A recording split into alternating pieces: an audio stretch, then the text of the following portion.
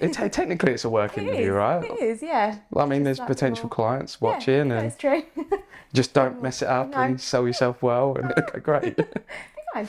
Yeah.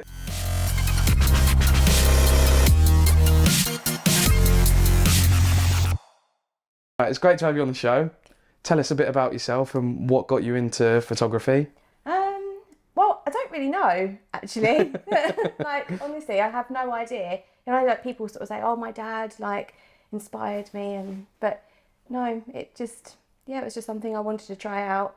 Like A-levels and stuff, sort of liked it. And then thought, oh, one day I want to do this. And I do remember having like a careers day thing at school. And they were like, oh, you know, what do you want to be? You've got to like think about your career and stuff. And I was like, I'm going to be a photographer. And they were like, oh, okay. And then my dad was like, no, like, you need a proper job. And I was like, no, it is a proper job. He was like, no, it's not. So then I ended up going to teaching. And then, yeah, just... Teaching photography? No, just like primary school stuff. Okay. And like nurseries and things like that. Was nursery nurse for a little while. And then sort of picked up my camera again and just sort of played around with a few things. And then my friend asked me to do her parents' wedding. Okay. So it was just like a little thing, like a bit of a tryout. So I did that, and then got hooked. Seems like a lot of people's in is like a family member wanted you to do their wedding and stuff like that. That's how I started. Did you? My first wedding was actually a photography job. Oh, okay. And it was from one of my friend's sisters. Yeah. I hated it. No. I absolutely hated it. it. The pressure. I don't know if it was the pressure or it's just like with my photography, it was like more landscape and fitness sort of stuff, just like the generic sort of start off. And I never liked photographing people too much. Oh my God. So I walked away from it. I was like, I'm never ever doing a wedding again. Now look. Like I've even called my photographer friend help me set with settings, and I was like, I'm never doing weddings. And then I went to America for a little while and started recording my own journey. And then one of my mum's work friends asked if I'd do their wedding like video. Yeah. So I was like, all right. So I need a new memory card. Just buy me a new memory card and I'll do it. I'll do it for free. And she bought me the cheapest memory card, I think. Yep. And it worked. It done the job. She got a cheap videographer out of it, and then now we're here. Yeah, exactly. Now we've started a podcast. I think it just happens like that though. Like I don't think there's like anything significant sometimes. I think it's just you fall into stuff. But once I'd done that wedding, then I got asked to do another one. And again, it was like a recommendation off of a friend, and just sort of thought, oh, this might be going somewhere now. And then I had to make a decision later down the line of whether to do like teaching or my photography, and photography was like really pulling me in. Sort of that one really. So how long have you been doing weddings for now? So my first one was 2021. So okay, so still we're both sort of like same sort of timeline. I think I guess, my first proper wedding back was 2020. So yeah. And I did like a handful. I definitely like realised on the day that all the equipment and stuff was like really important. I thought like, how do these people do this? And then once you start sort of building up your stuff, you think, oh, that's a lot easier. It's a really expensive sort of job to be into, right? Yeah, definitely. Can't be just a hobby. No, I think there's a common misconception of like overpricing and stuff, but I think there's a lot of photographers that do just take the money and then they'll stick with the old kit, and the sort of work and standards sort of stay the same. They don't like invest into their own business. Like, I think if you enjoy the job and you're passionate about it, definitely. the money's got to go back into it. Yeah, absolutely. Like all the money, so especially like the first few years, and still now, like any money that sort of I make from there, obviously it pays bills and things, but you have to just build up. You like get another camera or something, or better lenses, and just do a bit of research and see what works for you, or just try things out really. So 2021, was that? Did you go full time then, or was it? No. Did it take a year or two to go? I went full time 2023. So oh wow, so just last year. So I sort of me too again. Oh yeah, amazing. So just sort of balanced it out. And then I remember having like pulled in at work. And they were like, oh, we think you've lost your spark a little bit, so we're going to move year groups. And I was thinking it's nothing to do with school. Like, it's just I want to do something completely different. But I didn't know how to tell them. And then, just sort of said, like, actually, this is now what I want to do. I'm still doing it. And how's life now that you're doing what you love? Love it. Like, honestly, wouldn't go back. Like, I couldn't think about going anywhere else now or doing any other job. You get to meet so many different people, go to like amazing venues, and meet other suppliers as well, and sort of bounce off of those. Like, yeah, I think it's just a really good. You're your own boss. Yeah, I think that's something. And it's quite a tight industry, I think, as well. Yeah, definitely. Like there are a lot of cliques and whatever, but everyone's. I mean, most of the people that I've met are all really, really nice. And yeah, I've never come across anybody who's like horrible. No. Like, and it doesn't seem. But there's a couple. I've never met them, but I think like. Yeah, it's not like competitive in that way, because I think everyone's got their own sort of style or price or whatever it is, and you just sort of accept that a couple might not go for you because you might be out of their budget, or they might be looking for something else, or whatever it is. So yeah, it doesn't become that sort of competitive sort of thing that you might get in like an office or something like that. So. And how did you find that early on with like because there's a lot of photographers at it, and there's a lot of competition and pricing is a big factor into that. So I mean, I'm sure like myself, there was a lot of people that turned me away because of my pricing was quite low when I first started. Same. And it could be a huge knock to your confidence. So how did you find that starting out? I think like you'd have sort of days where, like, so if you get like a booking in and you get like really excited about it, and I don't know, you'd start sort of thinking, I could do this, and you get all your creative juices start going. Yeah. And then, I think when you sort of get told like, we're not going to go with you, and they don't really give a reason why, you think, it must be because I'm really bad. Like, you probably look through my photos and you absolutely hate them. And I think it's like that imposter syndrome thing, which, you shouldn't really have, but because everybody is different. But I think it's just so easily done that you just sort of think, I'm just not good enough, and my photos don't look like that, so you're not going to go for me. But then they might not like the other person's photos. So I think you just got to take on the chin a little bit. Yeah, so it's a hard pill to swallow when you're first starting out. Yeah, because you put all this time and effort into promoting yourself and getting yourself out there to be told no. Yeah. Which is a shame, but I mean that people have ended up booking us. Yeah, exactly. And even now, like I think we're both at a good point in our career. Yeah. Our work's taken off. Yeah. Prices obviously adjust. Yeah. But people are still booking us. Yeah.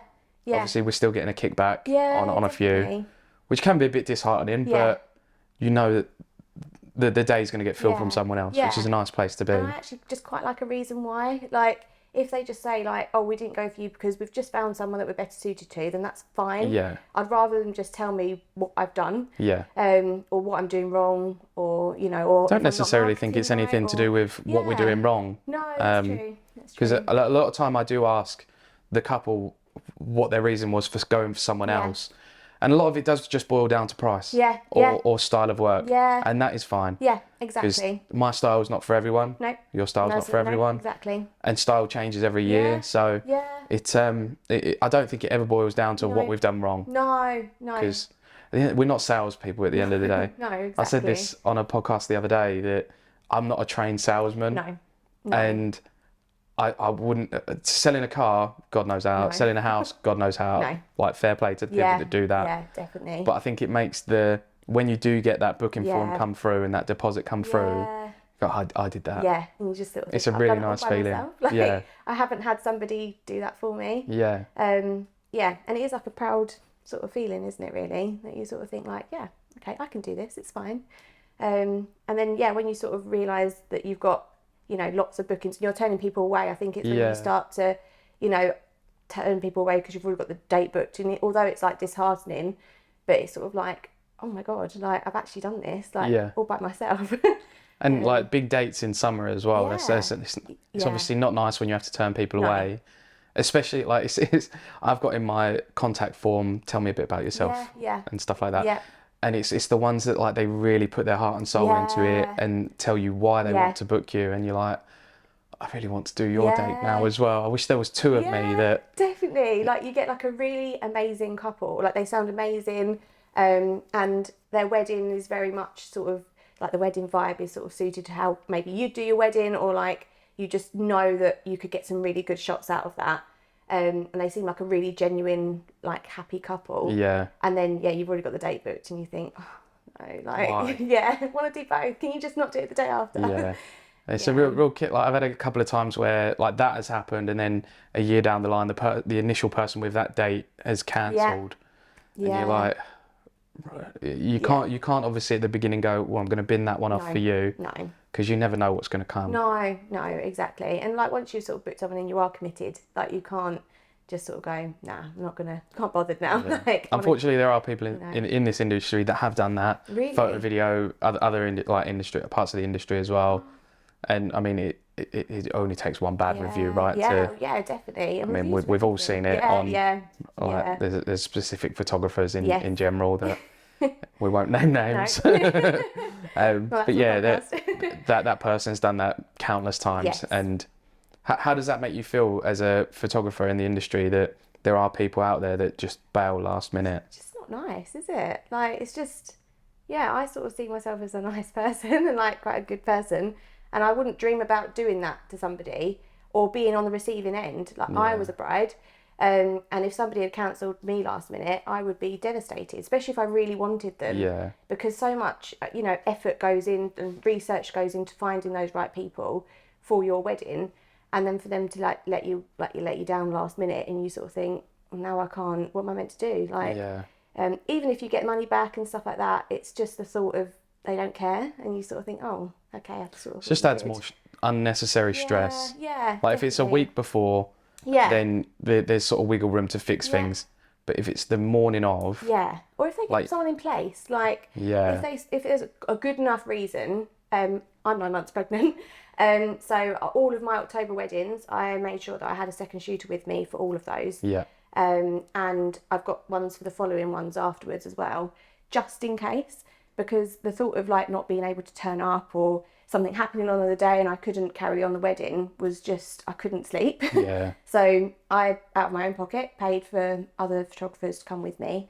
And I sort of think like, if I can do that, then other people can surely do that too. Yeah. Like, because you do think about the couples that have booked you in. I think that is a big difference between a photographer who's passionate about the job and who they work for or with, to someone who's just like they've seen the dollar sign and gone, I'll do that. Yeah. Because if they're not charging too much, then it's no skin off their nose, really, is it? No, exactly. But when it's like a massive passion of yours and you generally care about the couples, then I think you do everything you can, really. Yeah, it's unfortunate there are a few bad people in the industry, but I don't think it's tarred everyone with the same brush, but I do think there is a little bit of a stigma now about it, which is unfortunate. Yeah, definitely. Especially because a lot of photographers, videographers, we're not cheap. No. Do you know what I mean? No. We are a luxury item. Yeah. And to think if you're putting all that money into it is quite stressful. Yeah, definitely. And I also think that some people just sort of think like, oh, it must be easy. You just carry a camera, you take a couple of pictures. They've all got phones. We all know what we're doing. And it's not like that. It's far from it. It's not just the day and trying to get all your timings right. It's all the stuff beforehand and afterwards as well. I mean, editing obviously takes up so much time. Yeah. And I go through every single photo instead of, just trying to do it by AI. I mean, I know people do it by AI now and stuff, but it's never worked for me. So I'd rather go through every single one because there's one photo that it might not pick up. Yeah. So it's all the before stuff as well. You're organising everything, and they're not the only couple you're dealing with. So you're like dealing with loads of other people as well, and then normal daily life. Life admin catches up on you, right? Definitely. Like you just feel you're in a bit of a... You look forward to a day off and you're like, oh, all that washing. Yeah, exactly. Like literally my days off are cleaning and washing, food shop, and that is a day off. And with a baby coming. You're going to have no time. I know. I'm going to be sort of sitting there with, baby, editing, washing. Wash on the go. Yeah. But... So how are you balancing the pregnancy now? Now I've started to slow down. Well, I say slow down. I've just got a couple of weddings to edit, but that's it. But my last wedding was Halloween. So everyone was a bit like, oh, I don't know if you should be doing that. And I did actually get some looks as well. Like, sort of like, I don't think you should be doing that. And sort of felt a bit judged in a way, but I knew I could, so it was fine. And I had everything in place, so it was all okay. But it's been hard going. A lot of people think you're made of glass when you're pregnant, right? And obviously you've got to be a bit more cautious than an average. You can't go running up and down stairs all the time. No. But I think as long as you still think you're capable of doing it. And I sort of think like on the day, like on the wedding day, if I felt a bit like, bit heavy or, you know, something like that, then I would just go and sit down for a sec. Hence why I had the second shooter, so then they could carry on. But everybody was really, like, most people were, like, really understanding. All the couples really understanding. And yeah, like, I think everyone was like, oh, you need to go and sit down, and, you know, and it's really lovely, but you're like, I'm okay. Just like, shut up and let me do my job. Fine. Yeah, I just want to get on with this. And then, yeah, you'd go home and just be like, oh, okay, feet up. And then, yeah, that's it really. So I'm hoping that, yeah, now I can get time to slow down. And enjoy the last little, well, say enjoy the last bit of pregnancy. You're due in like 5 days. Yeah, 5 days. That's amazing. And I'm here. And you're here on a podcast in a dingy bar in the back of someone's garden. It's fine. Little did I think that when it would come time to having babies and things, that I'd be doing this. But yeah. Well, at least today's sort of like chill out and sit down and it's just conversation, right? Yeah, it's just chill out. Awesome. So describe to everyone what your sort of style is with wedding photography. I don't know. A bit of, I'm not like strictly documentary or strictly editorial. I just sort of capture the day as it happens. And there are some things where I think like couples do need a little bit of guidance here and there. Yeah. And not in like a, you know, oh, say this and say that, you know, nothing cringy, nothing like really cheesy, but just sort of, yeah, maybe put your hand here or maybe play the hair or, you know, those sort of things. And I think couples do like that. Yeah. A lot of couples don't know what, not every couple you have are models and trained. And... No, exactly. And, you know, even though obviously I do that as a job, when it come to my wedding, I had no idea what to do. And I was like, oh. And I remember looking at my photographer and going like, what do I do? Yeah. And yeah, I think you just... yeah, you're so used to telling other people, and then when it comes to you, you think, oh, and I think it's because you're thinking about the rest of the day, you're thinking about everything else, you're like this happy blur bubble thing, and you're not thinking about like, how do I pose? No. Plus you've hired someone else to give their style and their approach, right? Part of it. So you don't want to, I don't know, I wouldn't want my style of videography if like we were to get married and hire a videographer. I would want someone to do their thing and put their spin on it. Yeah. Because everyone does things differently, right? And or you don't think work on your wedding day. Like it's your time to just forget about everything. And yeah, I think I sort of just capture things as it happens. I love all those sort of like candid, natural shots of like people laughing and things. And I think people like that too. And I just think it's maybe a bit of guidance. So documentary with like a hint of editorial, maybe? I don't know. Right. Does it determine, like, depend on the couple? Yeah. What the couple give you back and definitely, and how they are together as well. Because I think some couples, you know, they've got like they might be quite shy. So you just sort of tend to go along with it then and sort of make it a little bit more documentary. And some people don't want loads of group shots and things, which is fabulous. So you can sort of whiz through like some of those. And some people are really, really confident and they love being in front of the camera and they're just natural in front of the camera. So you can really play around with them and get them to do different things. And they sometimes just know sort of what to do. Which, sometimes confidence doesn't work. No. It's great to be confident on camera, but when they think they're doing something right, not that it's wrong, because obviously they're being in the moment. Yeah. You've got to let them be in the moment, which is great, but they've also got to remember where the camera is. Yes. Because there's no point in kissing or dipping when you've got to see the top of their head. No, amount of times when they'll do like a nice little dip or a nice little kiss and they're facing the complete opposite way. You're like, can we just do that again? Yeah. Or like things like confetti shots as well. You know, even though I talk to my couples before they cut like confetti shots and sort of say to them like, you know, head held like quite high, like don't open your mouth too wide because it all goes in, and obviously say to like the guests like throw up and all of that sort of thing. It still goes out the window and they get a mouthful of confetti, they can't see anything, then you get all double chins and everyone's looking down and then you're trying to go through the photos like So I think for photography, because obviously I do video, you do photos, so we're sort of like combat at some point. Yeah, definitely. And I love that in the confetti shot. I love it being thrown in their face. I love it when they're just hysterically laughing and, you know, people don't know what to do. The only thing I don't like is mobile phones in the aisle. Oh, mobile phones should be banned from every wedding. Every single wedding. For like the whole day. You don't need them. Like, who are you going to be calling during a wedding? It's rude anyway. You don't need phones. Like, that's what we're It is here a for. huge pet peeve Yeah. of weddings. Yeah. Especially when there's only a small aisle. Yes. Oh, God. And you've got like photo and video with like Yeah. linking arm and tracking back, and then all of a sudden Uncle Derek's in the aisle with his iPhone. Yeah. Or other like budding photographers that think they're photographers, and they have their big cameras, their massive cameras, and they're like, oh yeah, I've got this out of the loft because it's like a special day. You think, oh, that's really sweet. And then they're literally in the way of every single shot. Yeah. Like, please could you See, I'm not too mad about like, because it's usually an older person that's got their cameras, which is quite cute. But it's when there's a flash on, and you're working with a photographer who doesn't use flash. Yeah. I'm like, I don't mind the flash. I'm quite easygoing, and if you use flash, it's fine. We've got to get the best for the couple. Yeah. But then if you work with someone without it, it's like, yes, I've got continuous lights, we can work. Yeah, definitely. And then you've got someone who don't really know how to use the flash, and it's ping, ping, ping, ping, ping. Yeah, definitely. So, I mean, I only sort of use flash in the evening, like dancing like on the dance floor, but all day I'll go without flash until it's like pitch black. But yeah, I just don't really, I'd like to like, I don't know, I like the direct flash look. Yeah. And that sort of paparazzi sort of style. Seems to be a trend it's this a bit year. of a trend, yeah, definitely. But I think it works. Like, I do think it works. In some cases, not every case, but I think Not every wedding, I don't think either. No. I think certain dresses and suits look amazing. If you've got like a town hall wedding, like the short dress and then that sort of like cool look, then I think that works really well. But some weddings, if you're in like a country manor or something and it's just very rustic and everything, sometimes it doesn't really have the same effect, and like the softer lighting maybe works a little bit better.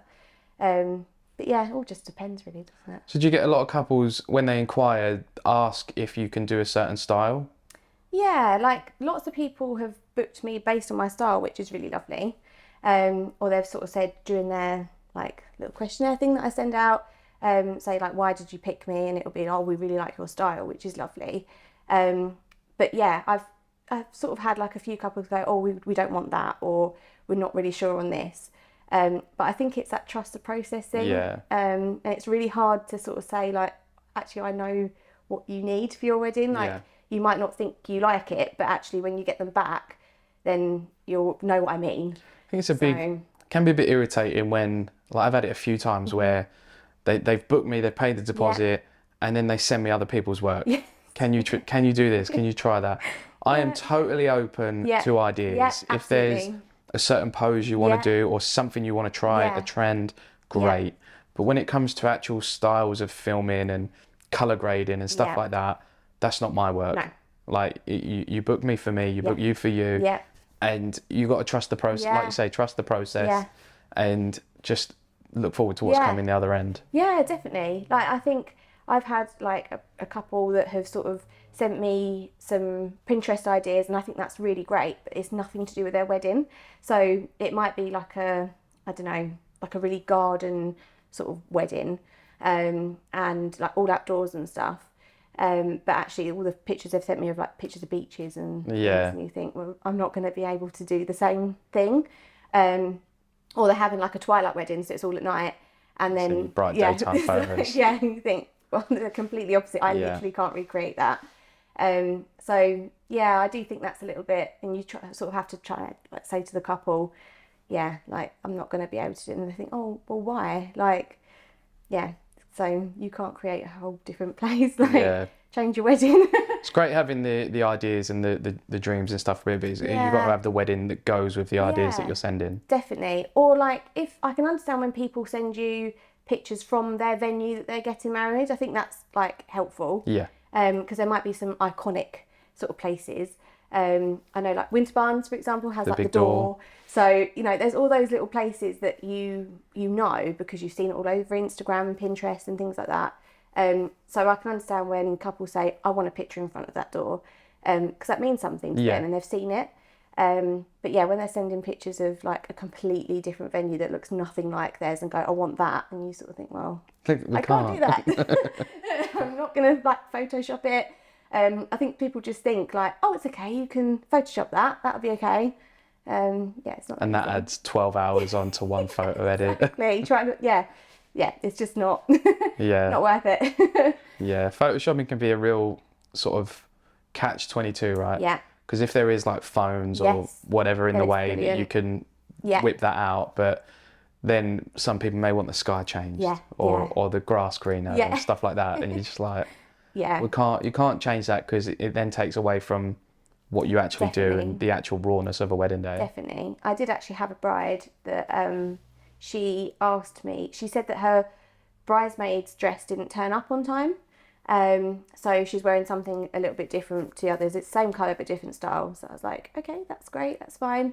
Didn't really think much of it. And she said, oh, could you Photoshop that dress off of my bridesmaid and then put the other dress on the bridesmaid? And I was like, no, I actually don't think that's possible. Like, Well, we worked with a in bride every photo. a couple of years ago now. We had a bride, and she had a big bow on the back of her dress, Right, okay. and they had fireworks at night. Yeah, And we had a few issues with the edit. yeah. She wanted a lot taken out. There's a lot of insecurities, which Yeah. is quite a difficult thing in our job.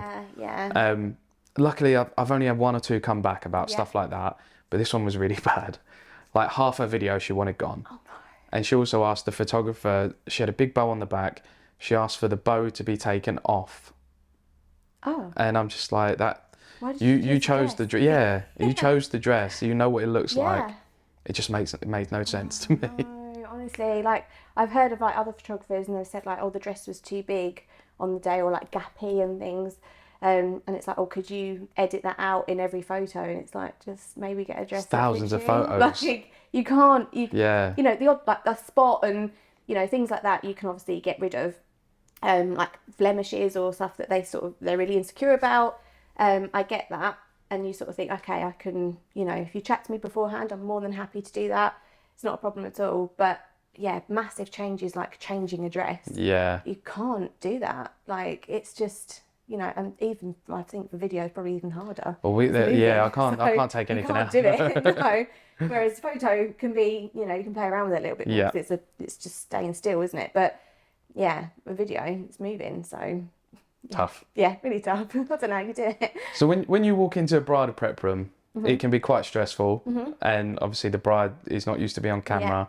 What is your go-to icebreaker? Just chat. Just chat. Like literally, like as if I would my girls. So I'd walk in as if they were my friends, my girls, and just be like, oh, hi everyone, you know, you're all okay. And yeah, just plonk all my stuff on, like go and grab a drink, like that sort of thing. Blend in. Yeah, and I think that's the best way to do it. And I think Yeah. then they start to think, oh, well, you're just like us. So Just it a doesn't normal matter. human. Yeah, and I usually get like a really good response to it. You know, it's just more like, I don't know, just friendly, just be friendly, just be yourself. Instead of, and I don't know if that helps because I'm a girl as well, maybe. I don't know, to be fair. that I don't think I've ever had many bride preps where I've walked in and it's felt uncomfortable because I'm a bloke. No, that's good. That's really good. But again, there's a lot wrong in my brain that that helps oversee some stressful situations. Yeah, I think you just sort of, just blend in. You just got to get on with it, right? Yeah, definitely. And I'll do the same with like groom prep as well. You know, amount of times I've knocked on doors, everyone decent, and they're all in their boxes. Never and you're decent. like, okay. Yeah. You need to get a move on now. to us, that is That decent. is decent. They said like we've covered up. Yeah. Like, what else do you want? Technically. Yeah, exactly. It's like, okay, I'll be back in a minute. But yeah, like when you've got a shirt and trousers on, then I'll come back in.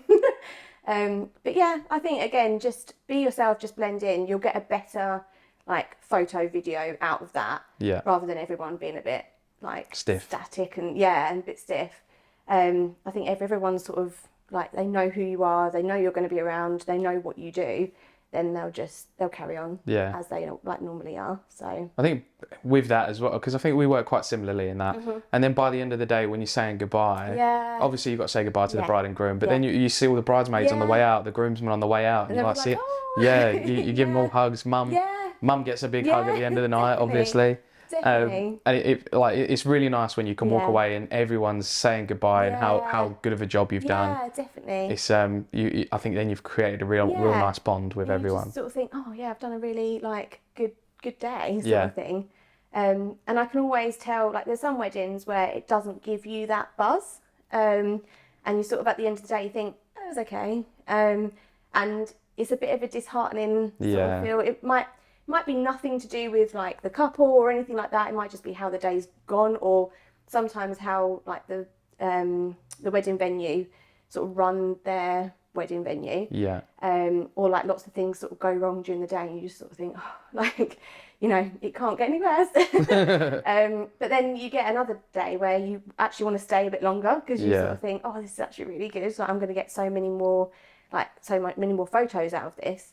So I think it's nice when you get that buzzy sort of feeling, which is the majority of them really, because they're long days. They are very long days. They're really long days. So you've got to be like, you know, happy all day, haven't you? And you can't have off days. It's like, as a person, like even if you are having a bit of an off day, you can't show that you're having an off day at all. You've got to be obviously professional, but you've got to be bubbly. You've got to, you know, still be with it and know what you're doing. Yeah. And I think that's really hard sometimes. Like, I said it on a podcast a couple of days ago. It was with Matty Evans. He's obviously an entertainer, and he's obviously trained in entertaining for 30 years. Yeah. I'm not an entertainer. I've never tried. I was a dog handler for 12 years. You know what I mean? Before that, I worked at McDonald's. But as photo video, you've got to be a bit entertaining. Yeah. Because you've got to get that emotion out of everyone, not just the bride and groom. Yeah. You need to get that emotion out of everyone. Yeah. And when you're doing the big group shot where you've got 100 people there, it's a bit awkward if you just stood there and you're going, right, smile. Yeah. You need to have a bit about you and and a bit, out of that at all. And I think that's a great, like that big group shot is a great moment to have a good impact on everyone there. Definitely. And just, you know, and try not to, there's like a fine line of like try not to be too cringy with it as well. And, you know, you've just got to play it right. And you've got to, like, depends on the crowd, I think. Like, you know, you get some group of people that are really up for anything and they don't care and you can really like, go mad on it. And then there's others that really don't want to be in this massive group shot and everyone's trying to hide behind each other and you're like, could you all just stand still? Yeah. Like, listen. If you 5 can't minutes. See me, if you can't see me, I'm not going to be able to see you. And you've always got somebody in the back, like hiding behind somebody else and you're like, could you please just move your head around? And then, they move last minute. See, group shots, I mean, it doesn't ever affect me because I get the big one. Yeah. And then I get mingling stuff. It's a photographer's job. Yeah. But what I miss out on a lot, especially if they have got like 18 group shots, that take you an hour. Yeah. And then you've got to hope that everyone's there, everyone's listening, otherwise it could take even longer. Yeah. And then you've got an hour there where you're not able to get mingling shots. The bride and groom aren't in my mingling shots. So Auntie Sandra's off in the toilet. Yeah. Like, at some point you've got to go bin her off. Yeah, exactly. We'll Photoshop her in. That's easy. That's, you know. What I always tell couples on my calls is do that big group shot, then you've got everyone there. Yeah. And then if you want one with both family members, great. Yeah. Then bin it off. Yeah. Use you as sort of like a nightclub photographer. Yeah. Because then you're getting mingling shots. Just grab I've got the bride and groom in my shots. And then if they want photos with cousins, you can go. Yeah. And then everyone's got their iPhones there anyway. Exactly. So they're going to get them photos. You're not going to need all of those. Like I put as like a maximum of like 10 group shots. And I have had couples where they've like said, like 23. And I have had to explain to them, like, we need to narrow this down. Yeah. And most of them are the same people as well. It's just different variations of the same photo, right? Just, like, put them all together. Like, cousins, cousins' boyfriends. Yeah, exactly. Yeah. The two favourite cousins that I like the most. Yeah. It's like just all stand together in one photo, then it's done. Because they're never going to be on your mantelpiece, I don't think. No. Obviously, unless you like really want that photo. Yeah. And then it's a different story. If you build like this, because there's a lot of religions where they only care about the group shots. That's great. Yeah. But I think if they're not going to be a mantelpiece, and if every single one of them isn't going to end up on the photo album, and it's just going to be digital download, sort of write some of them off. Yeah. And if it's actually your choice as well, like I know that parents can also get involved, or grandparents, and they go, oh, but we really want a picture of this, and it's actually not their wedding. No. And you can say, no, like I don't want that. Or just go along with it, and then on the day just sort of go, actually, we don't need that, we can scrap that. We'll swap that one. Yeah, don't worry about that. You know, and just be as polite as possible, because they probably won't notice. Like once they get those albums back, they probably won't notice at all. So it's too late then. Yeah, exactly. Yeah, exactly. And they'll be in other shops as well. Yeah. And I'd prefer, like, I've got loads of lovely candid ones from my wedding that I look at all the time. We only had a few group shots. And that was my choice, because I thought actually I prefer watch people enjoying Yeah. themselves with other people, rather than all just standing in a line, standing there all smart and smile, and you know. And you can be there enjoying it with them as well, which is nice. Exactly. And then you see like other people talking to other people that you didn't think that they would be talking to. Yeah. And I think that's lovely as well. But you don't get that in a group shot. So, yeah, group shots are not my favourite thing. Just have a couple. Yeah. Are there any tips or tricks that you can give to couples to help them feel a bit more comfortable in front of camera? Don't look at me. Like, literally just don't look at the camera. I felt like I was going to... Well, I had to turn away then. Just don't look at me, honestly. Just like immerse yourselves in each other, and take that. I always sort of say to my couples, like, take that time as your time, and forget about me. Unless like I sort of go like, oh guys, right, now look at the camera because it's good. But apart from that, I think just be yourselves. Just laugh with each other, and just chat to each other like, about your day. Take a stroll, hold hands, be really close. And I think if you're looking at each other, then you're not thinking about, oh, I'm getting papped, sort of thing. So yeah, you sort of ease a little bit. And also by then, like, they should be sort of used to you hanging around a little bit. So I think that's probably, I think just... See, I get told off quite a lot by mainly makeup artists and photographers, because at some point the ADHD takes over and I can't be controlled in a certain situation. I actually got really told off by a makeup artist the other day. She asked me to leave the room. It's always when it comes to lips. I can't help myself. And I made the bride proper like crack up laughing. That's a good And she asked me to leave the room just to get the lips done. So I'm like, yeah, all right. Totally understand that with makeup. Yeah, that must be, must be. But then, like with like photography, obviously styles differ sometimes. Some people want the blue still, the documentary sort of style where it is a bit more posy. Yeah.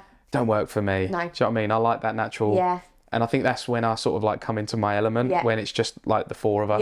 Yeah, definitely. And my problem when I first started was I would make everyone laugh. Yeah. But then they would end up looking at the camera. Because you want to look at the person who's making you laugh, right? Yeah, definitely. So now it's like, we work together, we play games, so it gives them ammunition to talk to each other. Yeah. Because it's quite, like, if I was to say to someone, right, make her laugh now. Yeah. They're going to go, oh. Yeah. They're going to drop their pants and go, oh, I don't know what to do. Yeah, exactly. So that's sort of like that. But it does, I think, a lot of photographers, it gives them the ump a little bit. Yeah. But I think it's great video. It's meant to have, like, you're meant to have those natural laughs and stuff. So however you do that, if my couples are like a little bit, I sort of say like, oh, I don't know, say this or just make her laugh. Sometimes it's that sort of like afterwards, like they'll sort of like say something and then it's that thing you're trying to capture afterwards. Or you would say like, oh, do a big fake laugh, everybody, especially like a good like girls shot or like, and works with couples as well. And they'll find it really like embarrassing almost. And then it's after that fake laugh that they do, is that what you're capturing? Like, I love capturing a snort. Yes, yeah. The unexpected like snort. A proper, where they actually can't control what they're laughing. And I think it just makes for such better photos and videos as well. I just think, just be yourself. Be yourself. And just be happy. Like, don't worry, don't put too much thought into it. Because I think if you get a little bit more, conscious about it, then it all just goes out the window. You sort of do this weird thing with your face and like your mouth or hands or whatever. It's quite difficult to keep people being themselves. Yeah. Which I think, especially with like videographer and a photographer. There's a lot of contradicting sort of personalities in one place as well. Yeah. Because obviously you've got your way of doing things, I've got my way of doing things. It could end up being a really confusing situation. Yeah. Which I think it is very important to get your suppliers right. Yeah. I'm okay with working with new people. Yeah. And a lot of photographers are okay working with new people. If you've got people that have worked together before, you know what's going to come. Yeah. So I think it's very important getting that suppliers spot definitely. on. And I think it's helped, like, if I get booked in and they say, oh, do you know any videographers? Then I know what they're after. So then I know who to recommend and who I've sort of like you. Yeah. And like I know I can work with them absolutely fine without thinking we're going to have to do this twice because I don't like their style. Like, And you sort of like... I think you can lose the couple as well if you feel like they're on two shoots. Yeah, I've worked with like other videographers where their styles are completely different to mine, and they'll be doing their thing with the couple, and I literally have to just wait and go, okay, now we're going to do this. Yeah. And I don't want to do that, and I'm sure the couple don't either. But yeah, it's sometimes quite tricky because you think, actually, I don't know, I can't get anything out of this. Yeah. You know, or it's like getting in the way, you know, it's like, I don't know, you have to have like a good communication with whoever you're working with, because ultimately we both want that same shot. Yeah. So it depends what lens we're using, it depends where we're going to be standing. You know, I don't want to be in your way, you don't want to be in my way. Like, it's all that sort of thing where you've got to just be good at sort of giving like a nod to say like, we're going over this way, or we're going, especially during like ceremony, things like that. Yeah. You've just got to have an understanding with it. Whereas some people don't get those little cues, and you sort of think, can you move? Yeah, like, help I me. really need you to go. Listen. Yeah, like, go this way. So, yeah, I think it just, it massively depends on who you're working with. And I think it is good if you've got like a mutual understanding. Yeah. Yeah. So we spoke about confetti, we spoke about couple shoots, we spoke about other shots. Yeah. Are there any shots on the day that you that you don't like doing or would change? Speeches. Speeches? Speeches. What is it about speeches that you would change or? They go on for a while, some of them. I like it if there's like a couple and you can get some good emotion shots, and, you know, a couple of the person speaking, but then that's it. There's like only a certain amount that you can. Yeah, and then you sort of don't feel like you're doing anything. Yeah. So I get the couple of shots and I keep my camera obviously ready, waiting for someone or you just get phones again. Yeah. It's like just, you know. That's my biggest hate is I actually did a wedding the other day, and there was the front table, and as I walked, I've taken mics off of people at the end. As I've walked away, I can hear I think it was the mum or someone on the top table ask, "Did you film that whole thing?" And I think she turned talking to me, so I turned around and it's her daughter on the next table. She's gone, yeah, I filmed the whole thing. And I'm like, I've got 3 cameras set up, 2 lights, and I've got microphones on, and you're trusting a little mobile phone. I know. It just, I don't understand. Like, put your phones away. Just enjoy, man. And then, or you'll get like, I don't know, they'll say thanking the bridesmaids, or they'll have like a really emotional speech, like all for a bridesmaid, and she'll be sitting there with her phone right in front of her face, and you think, I can't capture anything. No. And she might be bawling her eyes out, but she's got a phone in front of her face, so I'm not going to get anything from that. So yeah, speeches can be a bit like, keep them to a minimum, and don't do the thing where it's after every meal. Yes. So like after the starters, they have a speech, and then after the main meal, they have a speech, and then because we don't get time to chill out. And you're like constantly up and down, and you haven't got enough time to, especially for you, you've got to mic everyone up and everything as well. But dirty plates everywhere, people are trying to like tidy up. Yeah. It's just. See, I always end up moving the top table. I don't care about any other table. Top table gets moved. Yeah. The groom's always spilt something down himself. It's all over the table. So you've got to cover that with the flowers. Yeah, exactly. The bride's got like something on her top, or top of her dress or something. It's just, I don't know. They're just not my favourite part of the day. And I'd also say cake cut as well. Sometimes it can look really good. And I think if it's done properly, then it can work. But again, phones are always in the way. So people's, not that you're capturing as always, like other people's reaction of you cutting a cake. But I just don't really get it. So I've kind of embraced the cake cut. Yeah. I think you mentioned earlier about it just being like the couple and you and the DJ like that, and that's it. Yeah. And then you can get everyone else in, take their photos, and then do the live cut. Yeah, Because for definitely. photos you just need the hold in. Exactly. But for video we need the actual cut. Yeah. And again we get the phones. Yeah. And it's always someone's right on my shoulder. Yep. This shoulder, that it doesn't matter. And I've got a big camera. Yeah. And I need the movement because there's not a lot of movement in a cake cut. No. So I've kind of embraced it now, and whoever's on the, we usually go right, I don't know why, but whoever's on this side, I say to them, right, I'm going to move right, come with me, or move somewhere else. Yeah. And 9 times out of 10, they move with you and they don't have the ump, but it can be quite a difficult situation because everyone wants to get in the spot. So maybe there should be like 2 cake cuts, one private one with us, and then a live one with everyone else. Or just do one, like, just you two. Like, don't make a big deal of it. Like, if you want to cut the cake up because it needs to be cut up, then that's great. But also I sometimes think that it gets like done at an awkward like moment where everyone's all chatting, everyone's really enjoying themselves. You've always got to find the groom. Away. Yeah. The groom's gone AWOL. Exactly. You think, why? Like, everyone's having a great time, and now everyone's going to watch you cut a cake. Like, I just don't understand it.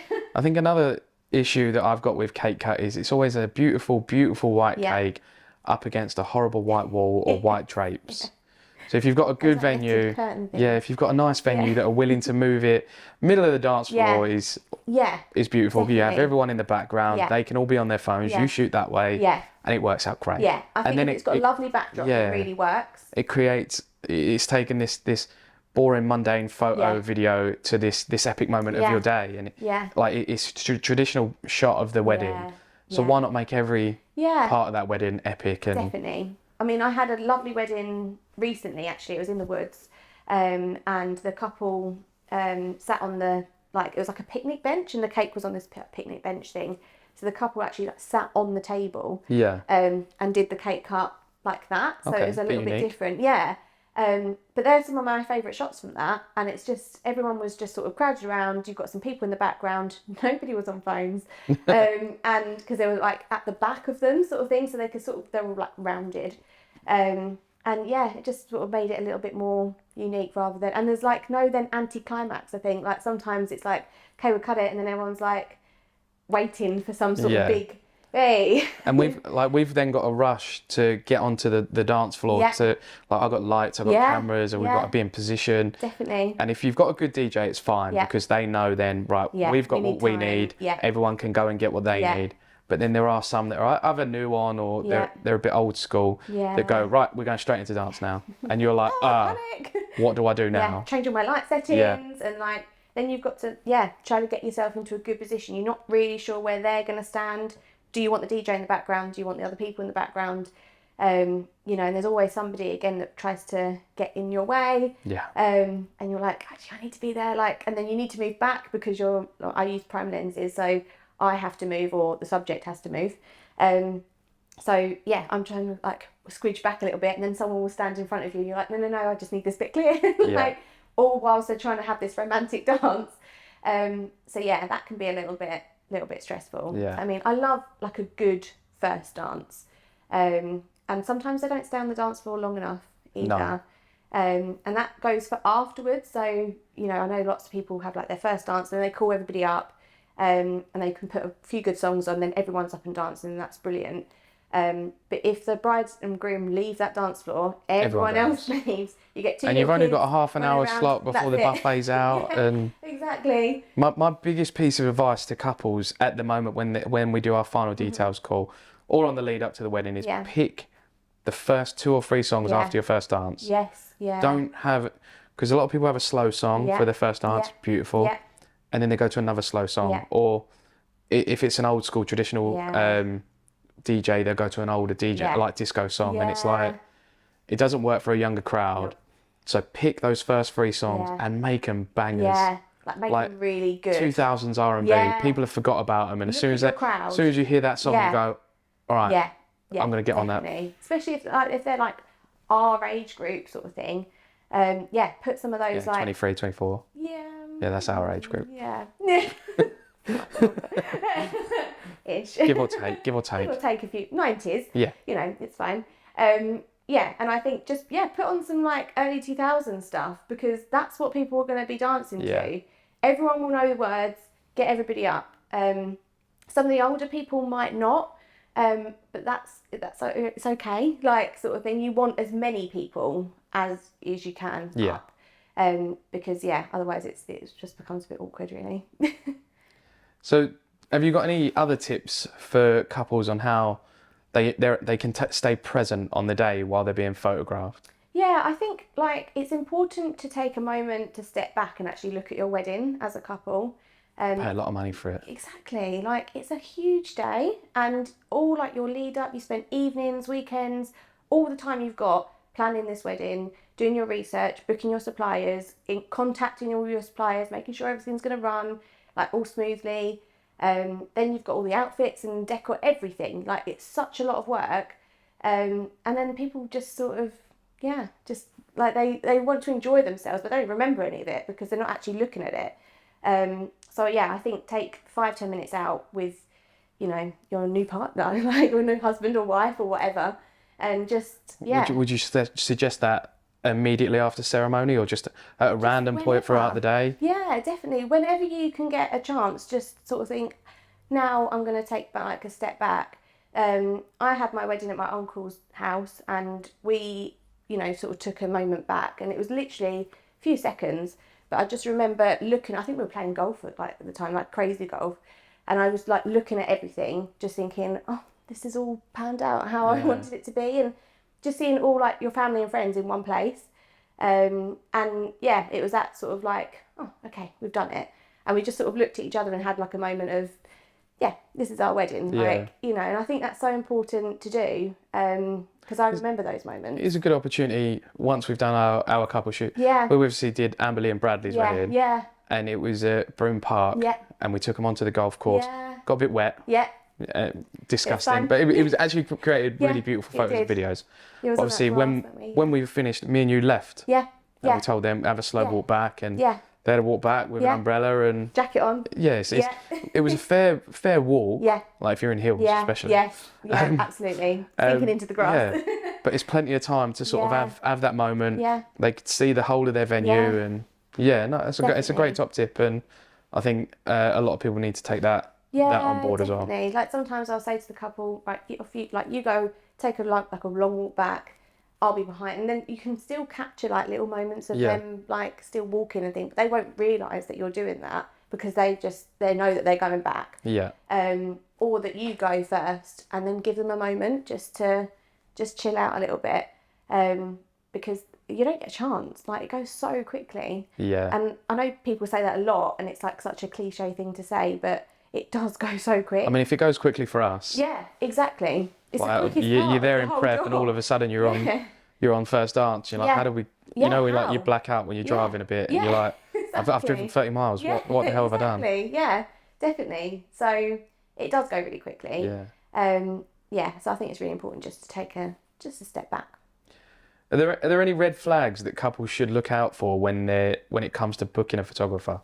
Yeah, I think communication is a massive one. If somebody's not getting back to you, then do they really want the job, sort of thing? I mean, I tend to get back to people pretty much as soon as they message me. If I'm at a wedding or if I'm really busy with something, I will still message them back and say, I'm at a wedding at the moment, I have read it, like I'll send you over the information as soon as I can. But yeah, I think communication's a massive thing. It doesn't always work on their side coming back to you. But as long as you've put your things out there, then you're doing something right. And I think like if they haven't got a contract or anything like that, I think huge that's a massive red flag. You need to both be on the same page, and you need to sign something. We both need to be, photographer and couple need to be protected, right? Definitely. They need to be covered. We need to be covered. They need to be covered. Things do happen. People might not be able to turn up, or their wedding might be cancelled for whatever reason, but you need to like state those things, and just so you know what you're doing as a couple and a photographer. So. I think I can completely appreciate people that are just starting out. Mm-hmm. I mean, when we first started, I didn't really know much about contracts and contract law and stuff. Write mine. Yeah. But I always had something in place, and I was quite open with couples about that while we were starting out.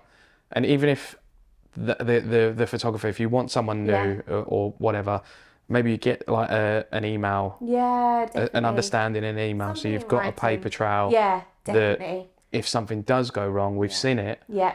Then you're not sort of left without anything. No. And also, like, obviously, portfolio, again, if you're like starting out and you're just trying to build up that, then you're not going to have many photos. Yeah.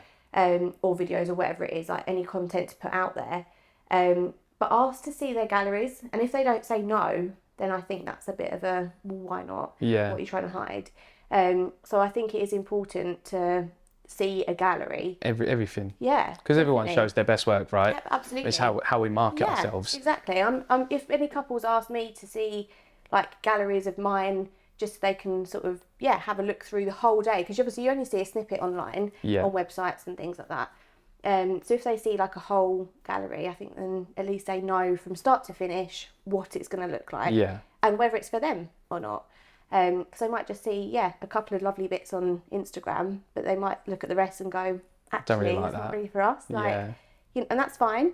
You can tell a lot through people's portfolios. Yeah, definitely. And I think, it's just important to, be completely open, honest and clear. And if they're not doing that, don't book them. Yeah.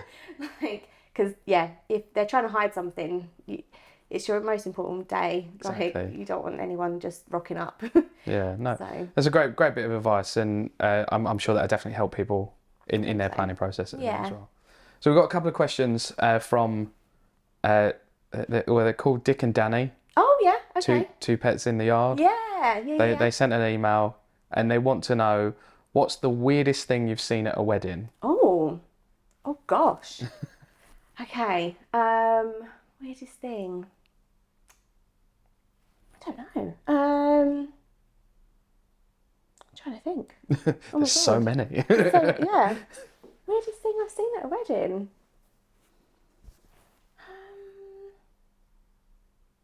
I actually don't know. They all merge into one when you get asked questions like that, right? That's so weird.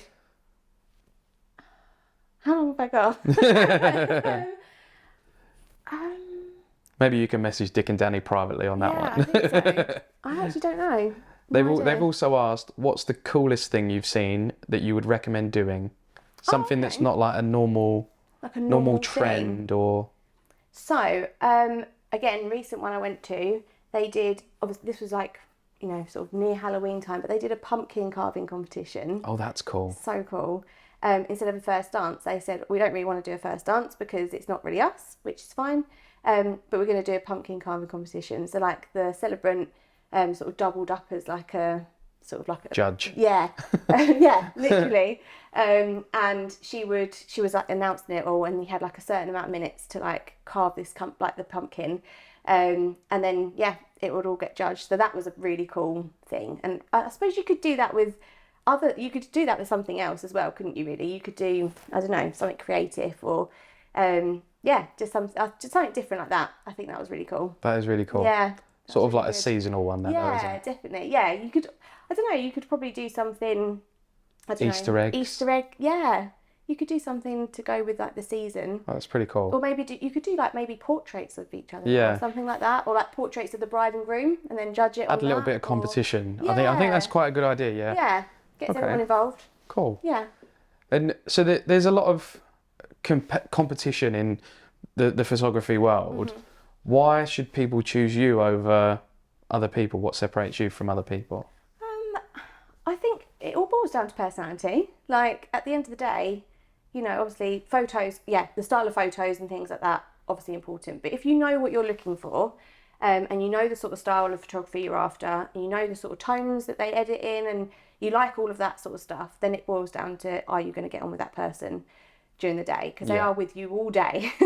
So I think it's just, you've got to get on with that person. Yeah. You've got to have some sort of understanding and just click.